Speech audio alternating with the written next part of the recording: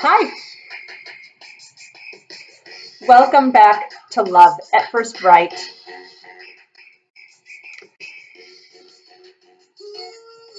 I'm Victoria Dougherty, for those of you who have not been watching, and I have historically been a historical Cold War thriller writer, and now I am endeavoring to write a great epic romance.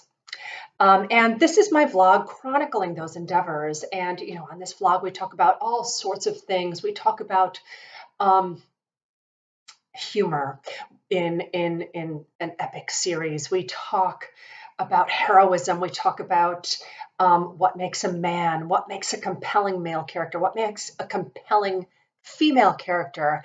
And today I want to talk about demanding greatness in our characters. Um, I think that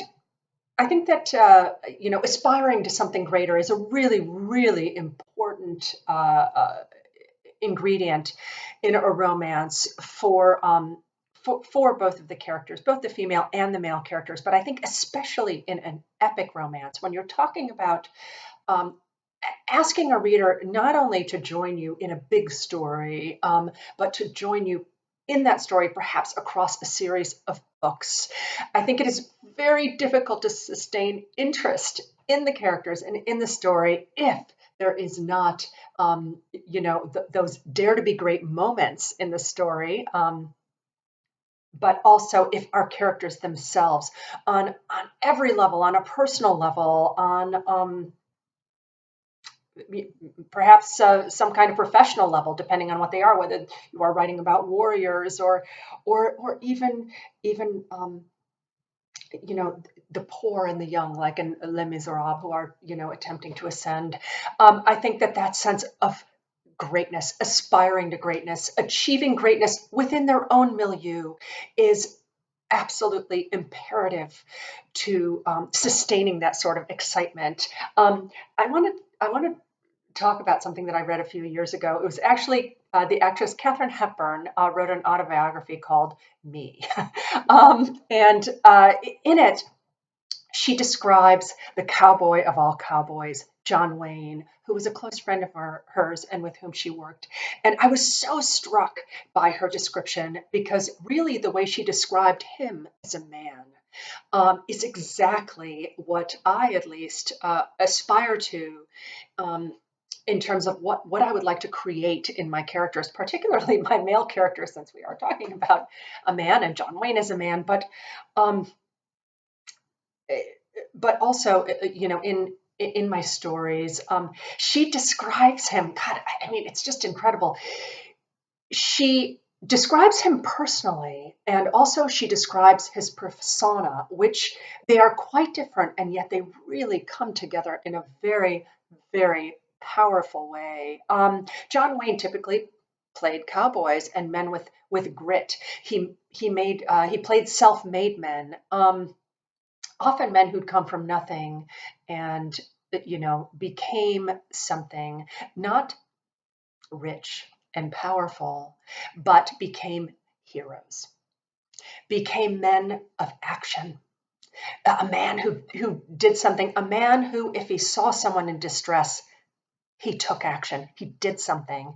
And that is the kind of greatness I'm talking about, because personally, I do find stories about kings very interesting, for instance, or people in power very interesting. But I don't think that being rich in and of itself is interesting, and having the ability to buy things for people, that sort of greatness, I don't find particularly compelling. So I'm not necessarily one of those people who wants to read about the handsome prince marrying the poor girl or something like that. And those, I'm not knocking them; those are great stories. But I like men and male characters and female characters who have more to offer than their station in life, if that makes sense. I just find that compelling on so many different levels because it forces them to be people of action. And I like action in my stories. I like emotional action. I like physical action.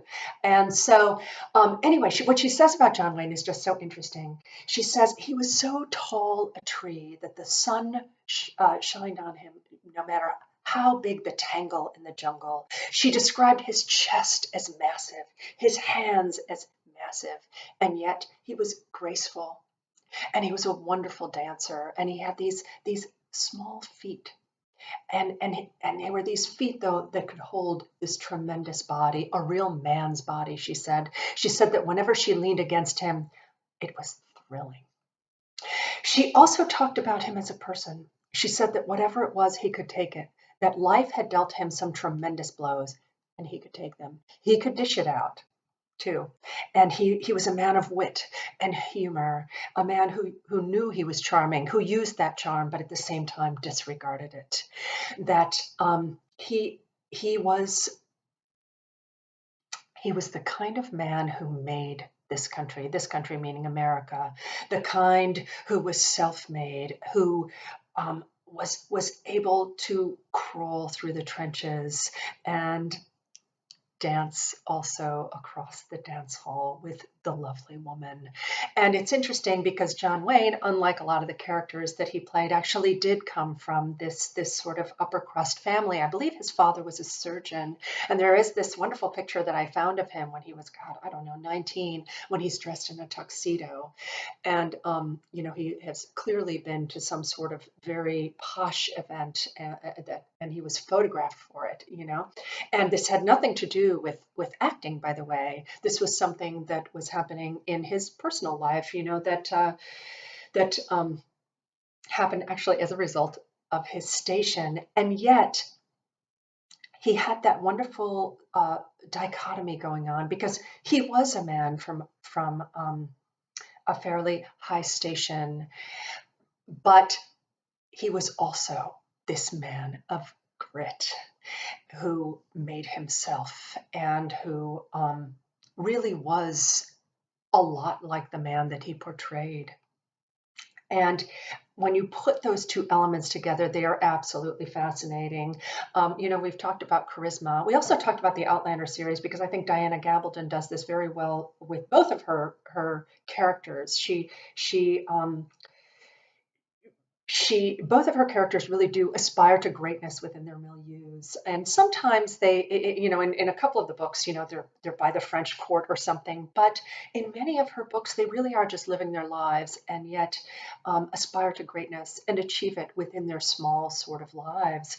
And now, what makes, of course, her characters extraordinary is that the female character is a time traveler, and she is a woman ahead of her time. She becomes a doctor, a surgeon in her time. And then when she goes back in time to be with her husband, who is from 200 years previous, she applies those skills and definitely sticks out as a woman who is maybe more confident, but in a different way. Not that women then weren't confident, they were, but she had the confidence of a modern woman, of emancipation, of a career, of legal rights. That perhaps were not available to women of her time. So she maneuvered, she moved differently in the world than the women of that time. And with the male character, he um, he also, he is a man who could aspire to greatness if he was simply farming his land or if he was on the battlefield.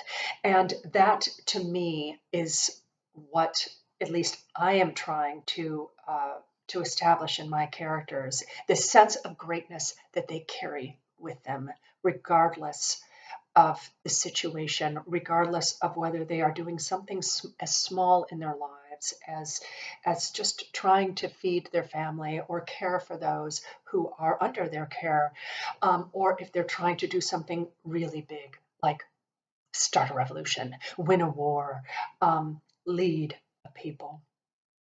I think that this is really what, if we are aspiring to it,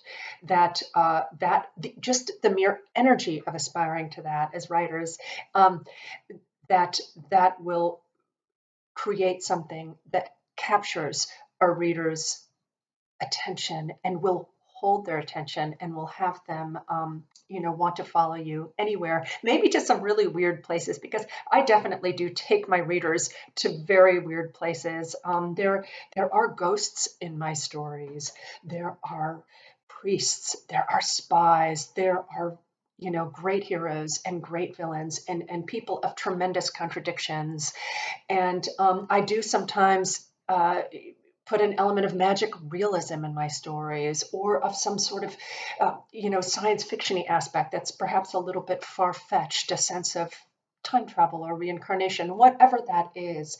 And I think that if you have those elements, your characters also must live up to them. Because if, for instance, you are a character who sees a ghost, how do you respond to that? How do you respond to being someone who can commune with ghosts? How do you elevate that? How do you make that extraordinary characteristic, that talent? How do you make it mean something in the story? Interestingly, I was just watching The Shining, which I've also brought up in this series before. My kids had never seen it, and so we watched it. And this time around, I was really fascinated by the child. I was absolutely into the Jack Nicholson character years ago when I first saw the movie, and when I read the book. But as I watched it this time around, I was so compelled by the child, because the father is a charismatic loser, and that's a really interesting juxtaposition. And that and Jack Nicholson's charisma makes for an incredible character in that story.